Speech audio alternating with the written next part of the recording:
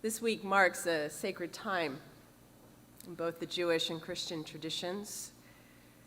The 8 days of Passover began on Friday evening, while today, as Christopher noted, begins Palm Sunday, which begins Easter week. And I grew up in a family with a foot in both traditions, so we would go from matzah to ham, sometimes in 24 hours of each other. I admit that celebrating Passover this year is complicated for me and weighs heavy on my heart.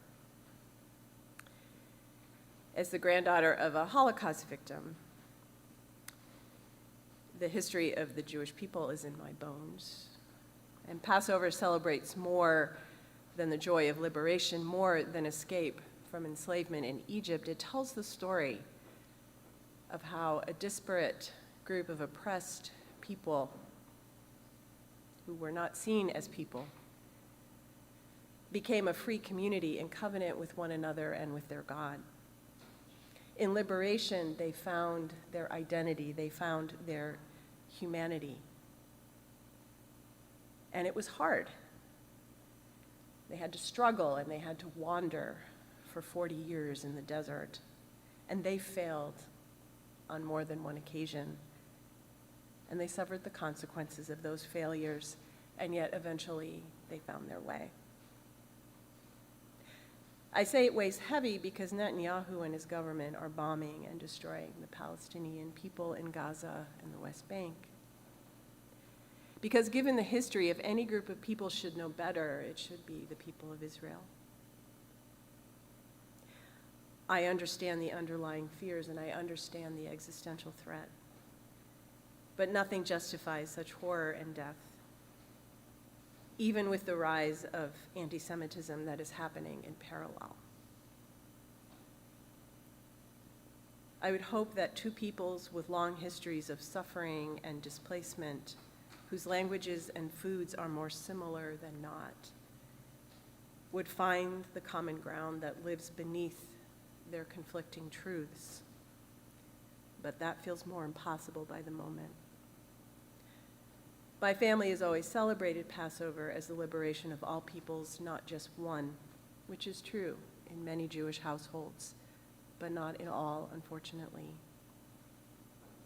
So it's hard for me to find joy in this story right now.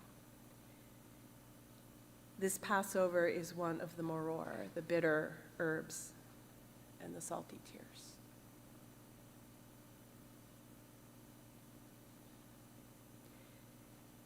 Today also begins Holy Week, as Christians prepare to celebrate the joy of Jesus' resurrection that follows his death on the cross.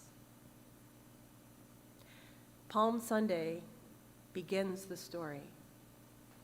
The day Jesus entered Jerusalem on a humble donkey,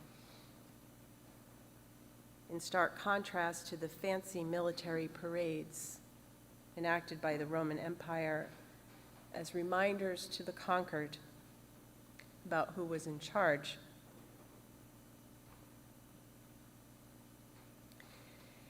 It was then, as it is now, a tumultuous and dangerous time, another Passover week, when the Jewish people living under Roman rule were getting to celebrate this feast of liberation, and that made their Roman overlords and puppet king very nervous. As it says, Jerusalem was in turmoil. We are told the story of Palm Sunday through the lens of three different gospel writers, Mark, Matthew, and Luke, who each had their own communities and thus their own agendas, interpretations. I'll note that in John's gospel, Palm Sunday does not happen during Passover. So who knows what Jesus was thinking? He probably recognized that he would be betrayed and arrested, that he was risking death. But did he know that he would be resurrected? Did he know that even if he did not survive, that his story would, and that a whole new faith would arise from it? I don't know. But we do know this, that he chose to come to Jerusalem. Despite the risks and the dangers, he chose to trouble the waters by making a joyful entrance, a prophetic statement. Instead of the expected war horse of the emperor, he rode a donkey, a simple, hardworking symbol of humility and selflessness. He was echoing the words of the prophet Zechariah that a true and righteous ruler would serve his people and not exploit them. And the ordinary people of Jerusalem greet him with shouts of joy, and the crowd grows, and they're throwing their cloaks and they're throwing palms as a path for him to enter the city. It was an act of joyful resistance, not just by Jesus, but by everyone who participated, who imagined with him what a just and compassionate realm of God might look like, where every human being was beloved and treated with worth and dignity. For Jesus, the realm of God was not in the afterlife, but on this earth, to be embodied by the community in the present. And that belief is at the heart of our Universalist heritage, the source of our Universalist ancestors' joy, that all souls were already saved by love.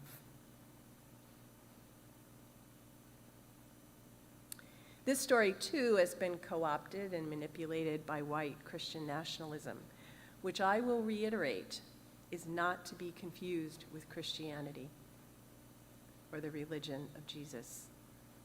White Christian nationalism is a political ideology that uses religion as a guise to justify oppression and violence, much like the right-wing government in Israel or jihadists like the Taliban and the Islamic State use Islam. It's nothing new. It's been part of the culture of this country since its founding, in tension with the American democratic ideals of liberty and equality for all. As with the Roman Empire of old, the goal is to instill fear and despair through division and dehumanizing of whole groups of people. What troubles me most about this political ideology is the triumphalism and exaltation that its followers seem to take in cruelty. Cruelty towards others. It's one thing to have concerns about immigration or to have different religious views on social issues or to feel that one's own social and economic struggles are being ignored.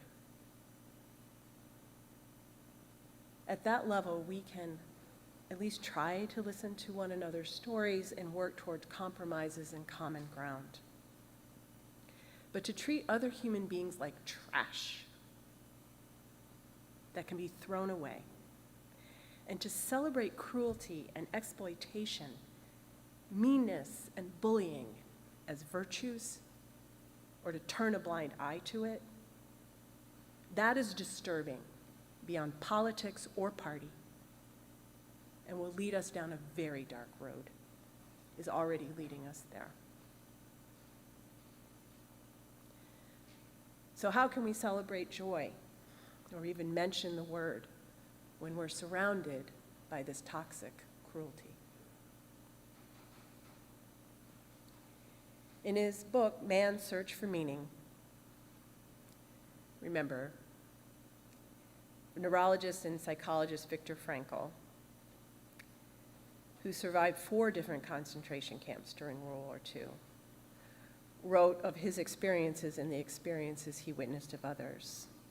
And please understand, he wrote in the 1940s and 50s, so his language is not inclusive, but he wrote, "Everything can be taken from a man, but one thing, the last of human freedoms, to choose one's attitude in any given set of circumstances, to choose one's own way." Frankl's point being that we do not get to choose the times we live in, the events happening around us, the machinations of powers greater than us over which we have no control. Being human is a risky endeavor at best because we are mortal and we are fragile creatures. Suffering is a reality that every one of us must deal with. In our bodies, in our minds, and our spirits are all vulnerable to it.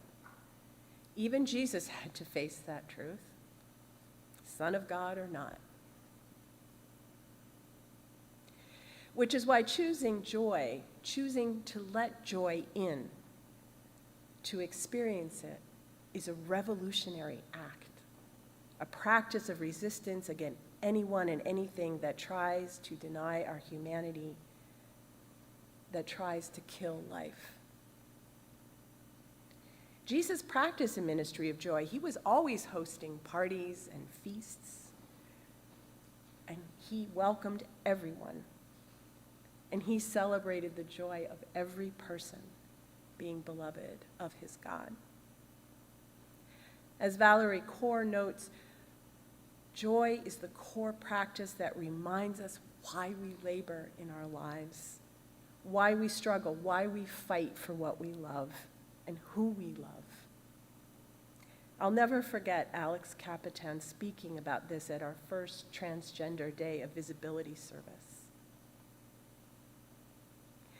about how being trans was not a burden for Alex, but a joy, an expression of the fullness of Alex's being, which included glitter and mermaid tails. It was beautiful and inspiring to witness. And such courageous joy lifts the spirit of everyone it touches. Joy is contagious and an antidote to the contagions of anxiety and fear.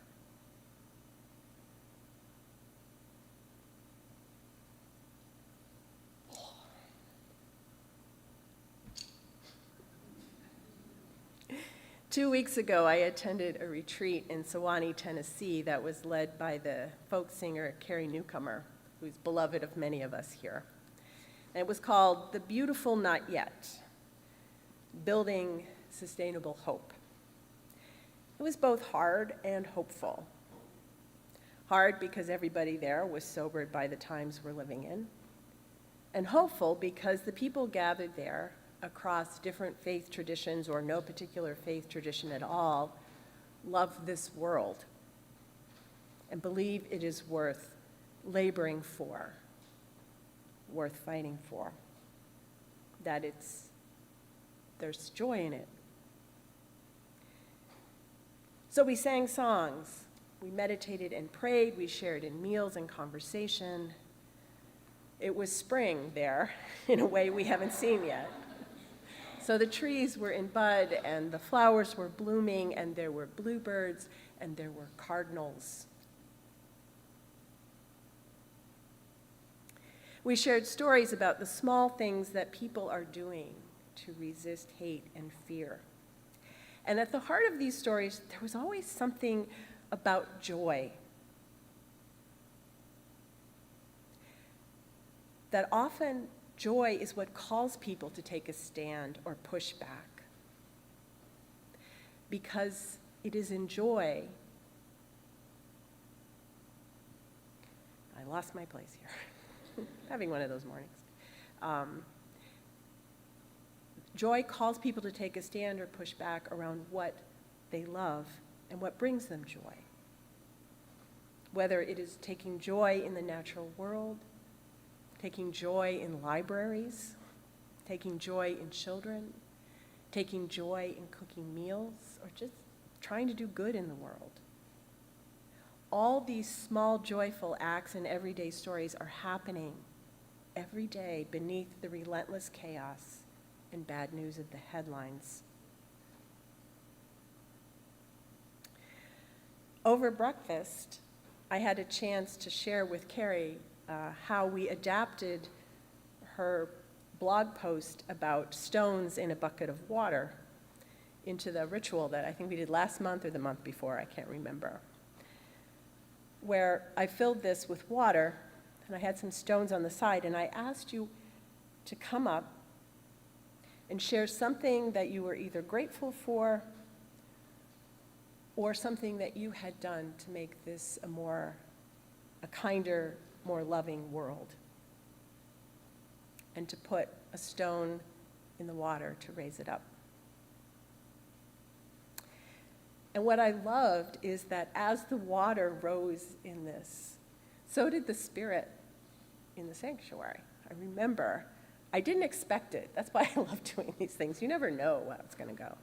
And I could just feel, as the water rose, that we were buoying each other's spirits, because we realized we were not alone in all the things that we were trying to do to increase our sense of joy. So I told Carrie this story, and she was so delighted by that the ritual and the story became a big part of the retreat. We kept talking about it over and over again. And people were coming up to me afterwards and asking me about it, and could they do it in their own communities? And Carrie said, I'm going to steal that ritual from you. And I said, well, I stole the idea from you, so I think we're fair here. And then, the last thing we did in our retreat is we wrote a song.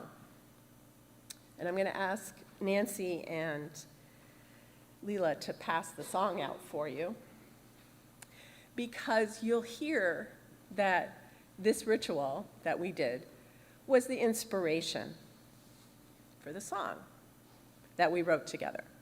So remember, this was a song that was written by a group of people, most of whom were not musicians or songwriters. We do not have your skill, Christopher. But it's still lovely, and I hope that this works.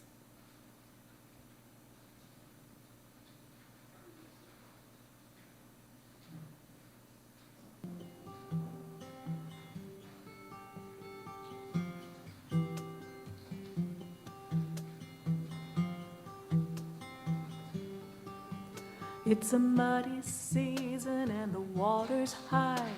The current is troubled and so am I. The path is covered and it's hard to find who will go with me and what is mine. Step by step, stone by stone, in the journey together, we're never alone. We're a ripple on the water, moving out in time.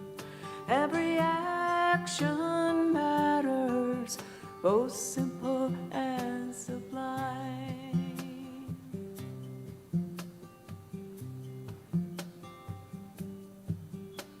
And as I walk beside the stream, someone left a sign, a stack of rocks to mark the way, an enduring hope through time. Step by step, stone by stone, in the journey together, we're never alone. We're a ripple on the water, moving out in time. Every action matters, both simple and sublime.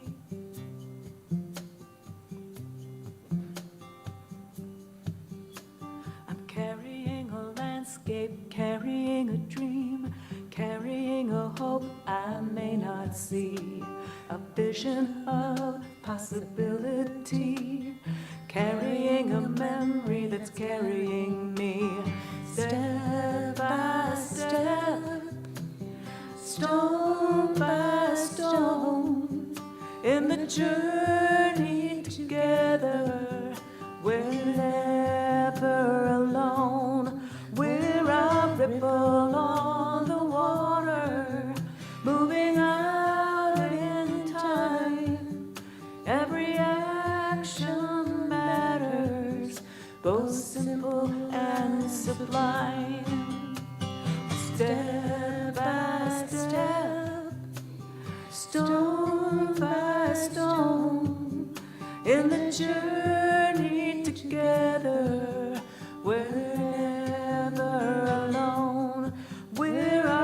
ripple on the water, moving out in time. Every action matters, both simple and sublime. She'll give it to us. Both simple and sublime. Both simple and sublime.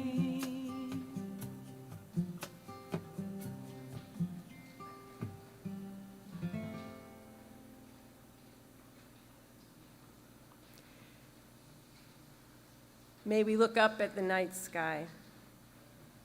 May we let joy in. For we will be someone's ancestors one day, and if we do this right, they will inherit not our fear, but bravery born of joy.